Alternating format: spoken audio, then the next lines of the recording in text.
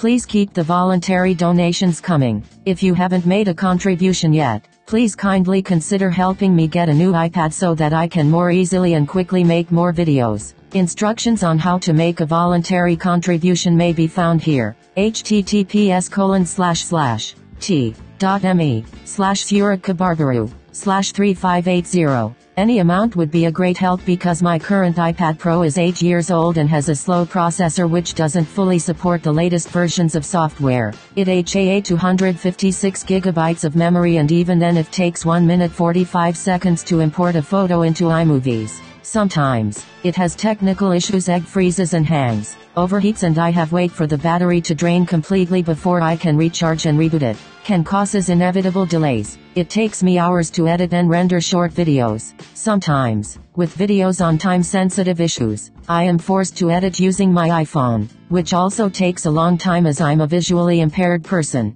VIP, with multiple eye issues. Thanking you in advance. Aslan Adnan, founder Green Party of Malaysia.